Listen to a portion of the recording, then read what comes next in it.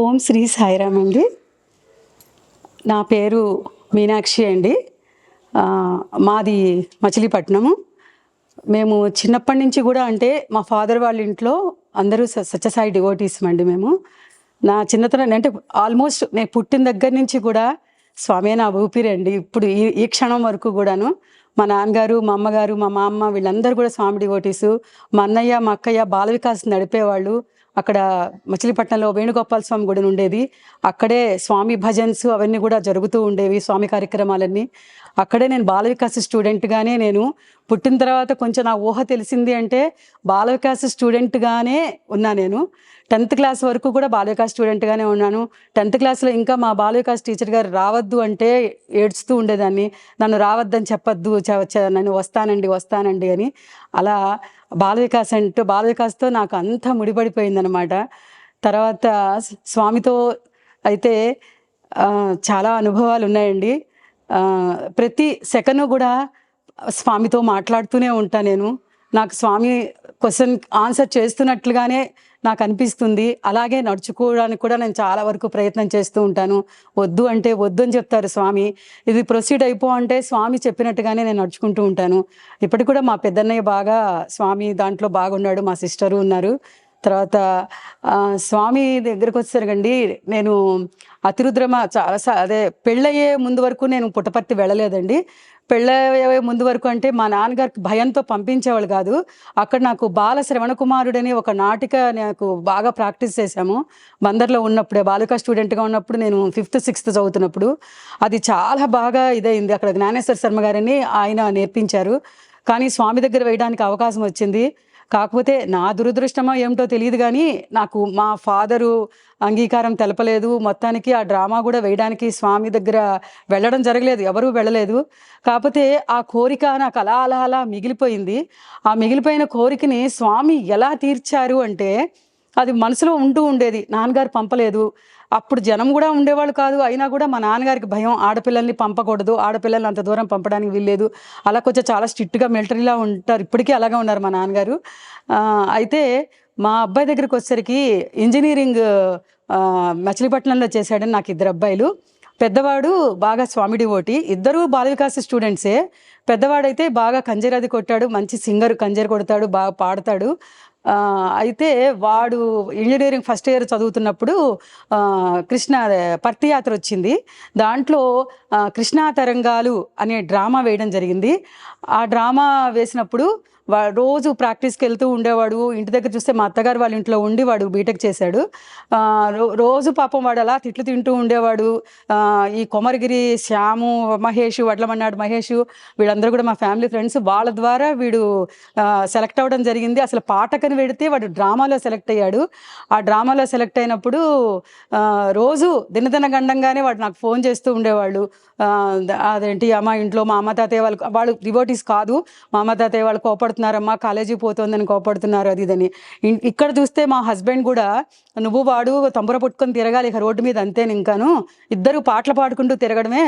మేము అప్పుడు గిద్దలూరులో ఉన్నాము, ట్రాన్స్ఫర్ రీత్యా, అని తిడుతూ ఉండేవాళ్ళు. అలా ఆ తిట్లతోనే మొత్తానికి వాడు ప్రాక్టీస్ సెక్షన్కి 10 రోజుల ముందే వెళ్ళాడు పుట్టపర్తికి. వెళ్ళిన తర్వాత నేను గిద్దలూరు నుంచి బయలుదేరాను. అది కూడా చాలా తిట్లతో బయలుదేరాను. నువ్వు వెళ్ళడం ఇదే లాస్ట్ అంటే ట్రైన్లో స్టేషన్లో ఎవ్వరూ లేరు, తలుపులు తీయట్లేదు, నేను ట్రైన్లో ఎక్కుదామంటే మొత్తానికి తలుపు తీశారు. మొత్తానికి ఒక్కటే కోరుకున్న స్వామిని, స్వామి నేనేం మాట్లాడకుండా చెయ్యి, ఆయన నన్ను ఎన్ని తిట్టినా నేనేం మాట్లాడకుండా చెయ్యి, అదొక్కటి స్వామి కోరుకున్నాను. స్వామి తీర్చారు. అలా ఎక్కాను. ట్రైన్ ఎక్కి వెళ్ళిన తర్వాత స్వామి దగ్గర మా అబ్బాయి డ్రామా వేశాడు. డ్రామా వేసినప్పుడు అంతకు ముందు ఒక చిన్న విషయం చెప్పాలండి. ఒకరోజు నేను అతిరుద్ర మహాయజ్ఞానికి వెళ్ళినప్పుడు, అంతకు ముందు పెళ్ళైన తర్వాత నన్ను చాలాసార్లు పంపించారు మా హస్బెండ్, ఆయన డివోటి కానప్పటికీ కూడాను. అలా వెళ్ళినప్పుడు నేను ఆడియన్స్లో కూర్చుని ఒకటి అనుకున్నానండి. నేను స్వామి కూర్చుని ఉన్నారు అక్కడ. కూర్చుని స్వామి, ఏంటి స్వామి అందరూ నువ్వు గొప్ప గొప్ప వాళ్ళకి ఇంటర్వ్యూలు ఇస్తావని, నువ్వు గొప్ప గొప్ప వాళ్ళతోటే మాట్లాడతావని అందరూ అంటున్నారు స్వామి, నిజమా స్వామి? నాకు నమ్మబుద్ధి కావట్లేదు, కానీ అందరూ అలా అడుగుతుంటే నాకు కొంచెం అప్పుడప్పుడు ఇదేంటి ఇలా అంటున్నారు అనిపిస్తోంది స్వామి అన్నాను.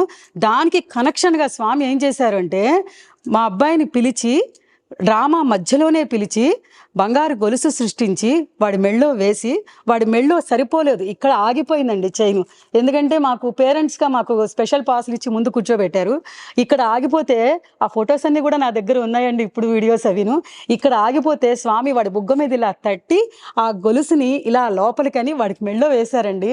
మెళ్ళో వేయడం కంటే కూడా స్వామి వాడితో ఏదో మాట్లాడారు. ఏం మాట్లాడారో తెలియదు. నాకేమో ఈ కళ్ళజోడులోంచి ఏడుస్తున్నాను, ఎందుకంటే నేను డ్రామా వేయలేకపోయాను. స్వామి ఇక్కడ లింక్ ఇక్కడ కలిపి డ్రామా వేయించారు వీటి దగ్గర అని. తర్వాత నెక్స్ట్ ఏంటంటే నేను అక్కడ కూర్చొని ఏమనుకున్నాను, నువ్వు గొప్ప గొప్ప వాళ్ళతో మాట్లాడతావు, గొప్ప గొప్ప వాళ్ళకే ఇంటర్వ్యూ ఇస్తావు అనుకున్నాను. దానికి కూడా సమాధానం చెప్తున్నారా స్వామి వీడికి గొలిసేసి. ఇవన్నీ నా బుర్రలో తిరుగుతుంటే తర్వాత వాడు డ్రామా అయిపోయింది, మళ్ళీ రెండోసారి పిలిచి ఒక ఫోటో అదే పోలరాయిడ్ ఫోటో ఉంటుంది కదా, ఆ ఫోటో స్వామి వాడికి వేస్తున్న ఫోటో వచ్చేసింది. మళ్ళీ రెండోసారి పిలిచి పాద నమస్కారం ఇచ్చి బుగ్గ మీద తట్టి మళ్ళీ ఆ ఫోటో ఇచ్చారు వాడికి. ఆ ఫోటో ఇచ్చి ఆ ఫస్ట్ చైన్ వేసినప్పుడు ఏమన్నారు అనేది నాకు అర్థం కాలే. అక్కడ వినపడదు కదా, దూరంలో ఉంటుంది. స్వామి చాలా చిన్నగా మాట్లాడతారు. ఇక వాడు వచ్చిన తర్వాత ఏం చెప్పాడంటే, గొలుసు వేసి స్వామి అమ్మకి చూపించరా వెళ్ళి అన్నట్ట. ఆ క్షణంలో స్వామి నా వంక చూసి అమ్మకి చూపించరా అన్నప్పుడు నా కళ్ళల్లో కళ్ళు పెట్టి, నా ఏడుస్తున్న కళ్ళల్లో కళ్ళు పెట్టి నవ్వారండి. ఆ నవ్వుకి నేను చాలా రకాల అర్థం తీసుకున్నాను. ఆ నవ్వుని, ఆ స్వామి మొహాన్ని మాత్రం నా ఊపిరి ఉన్నంత వరకు మర్చిపోనండి. అంత దివ్యమైన చూపు అనమాట నా వంక. ఏంటి ఇవన్నీ మర్చిపోయా నేను. నన్ను మా హస్బెండ్ కోపడ్డము, ఇవన్నీ వాడు ఇబ్బంది పడ్డము, ఏదైనా సరే మొత్తానికి టోటల్గా స్వామి ఆ రకంగా ఆ చైన్ వేయడం జరిగింది. తర్వాత ఇందాక అదే ఓంకార కృష్ణ శాస్త్రి గారికి కూడా నేను అనుకోకుండా, వాళ్ళు నన్ను అడగలేదు, ఆయన్ని చూడడం కోసం నేను హైదరాబాద్ వెళ్ళాను. మా అబ్బాయిని ఇలా హాస్పిటల్లో చేరారు, ఆయన మళ్ళీ తిరిగి రారు అన్నారు. ఆయనతో అప్పటికి పరిచయం నాకు కొంచెం తక్కువే అయినా కూడా ఏమైనా చూడాలి అన్న సంకల్పంతో వెళ్ళాను. వెడితే ఆ హాస్పిటల్కి వెళ్ళంగానే ఆవిడ నాకు ఎదురొచ్చారు. నేను అమ్మ నాన్న అంటారు వాళ్ళిద్దరిని. అమ్మ ఎదురొచ్చి ఏమే గొలుసు తెచ్చావా అని అడిగారు. ఎందుకంటే నాకు తెమ్మనే చెప్పలేదు, కానీ ఇక్కడ నేను మెట్లు దిగిపోయిన దాన్ని ఎందుకో తెలియదు, నాకు స్వామి చెప్పించినట్టు అనిపించింది ఏంటో. మళ్ళీ ఆ గొలుసు నా దగ్గరే ఉండేదండి. అమ్మ నీ దగ్గర అట్టుపెట్టు, జాగ్రత్తగా ఉంటుంది అన్నాడు మా అబ్బాయి. మళ్ళా పైకి వెళ్ళి ఆ గొలుసు తీసుకుని నేను హైదరాబాద్ వెళ్ళడం జరిగింది. అక్కడ హైదరాబాద్ వెళ్ళిన తర్వాత అప్పుడు కూడా ఆయన శరీరం అంతా రాస్తూ ఉంటే ఆయన కళ్ళల్లెంబడి ఇలా ఆనంద బాష్పాలు అవి నేను ఏడుస్తున్నాను అనుకుంటున్నావేమో, నేను ఏడవట్లా, ఇవి ఆనంద బాష్పాలు ఇవి. నాకు ఈ శరీరంతో నాకేం పని లేదు, ఈ శరీరం మీద నాకేమీ భ్రాంతి లేదు, అది ఇది అన్నారు. అలా ఆయనకి అలా రాయడం జరిగింది. తర్వాత ఇంకొక ఇన్సిడెంట్ ఇంపార్టెంట్ చెప్పాలి అంటే, కరోనా టైం అండి. కరోనా టైంలో అంటే స్వామి ఇంకా చాలా చాలా చాలా చేశారండి. 1, 2 కాదు, ప్రతి సెకండ్ స్వామి నాతోటే ఉంటారండి. కరోనా టైంలో మా హస్బెండ్ కరోనా వచ్చిందండి. గుడివాడలో ఉన్నాం అప్పుడు, మేము ట్రాన్స్ఫర్ రీత్యా గుడివాడలో ఉన్నాం. కరోనా వచ్చింది. ఆ కరోనా కూడా చాలా తీవ్రంగా వచ్చిందండి. తీవ్రంగా వచ్చింది. ఏవో మందులు ఆన్లైన్లో ఏదో పెట్టాడు మా పెద్దబ్బాయి. అప్పటికే మా పెద్దబ్బాయికి కరోనా వచ్చి జస్ట్ ఇంటికి వచ్చాడు వాడు. అంటే ఇంకా అయిపోయింది, బెడ్ కూడా దొరకని పరిస్థితుల్లో స్వామి వాడిని కాపాడారు. ఇంటికి వచ్చాడు. ఇక్కడ ఈయన చూస్తేనే విపరీతమైన కరోనా వచ్చింది. మేము ఇద్దరమే ఉన్నాం. మా చిన్నబ్బాయి ఇక్కడ విజయవాడలో ఉండేవాడప్పుడు అక్కడికి వచ్చాడు. వాడు వస్తే ఎన్ని వేలు ఇస్తామన్నా ఏ ట్యాక్సీ వాడు రాలేదండి. రాకపోతే చివరికి అంబులెన్స్ మాట్లాడి గుడివాడ నుంచి విజయవాడ తీసుకొచ్చాం. విజయవాడ హాస్పిటల్లో అడ్మిట్ చేయడానికి. విజయవాడ హాస్పిటల్లో అడ్మిట్ చేసాం. అడ్మిట్ చేసిన తర్వాత ఆయన ఐసోలేషన్ అంటూ 10 రోజులు ఉన్నారు హాస్పిటల్లో. రెమిడిసివిర్ ఇంజెక్షన్స్ అవన్నీ అయినాయి. ఆయన ఇంటికి వచ్చారు. చిన్నవాడికి కూడా కరోనా వచ్చింది ఆయనకి ఇంజెక్షన్స్ ఇవ్వడానికి వెళ్ళి. అప్పుడు దిక్కామయం అండి, గొల్లపూడంతా దిక్కామయం. ఆ పరిస్థితుల్లో నాకు స్వామే దిక్కండి, ఎవ్వరు లేరు. స్వామే దిక్కు, ఓంకార కృష్ణ శాస్త్రి గారు దిక్కండి. ఆయన ప్రతి పూట అమ్మాయి లేచావా, నాతో మాట్లాడే వాళ్ళే లేరండి. ఇద్దరు చెరో రూమ్లో కరోనాతో ఉన్నారు.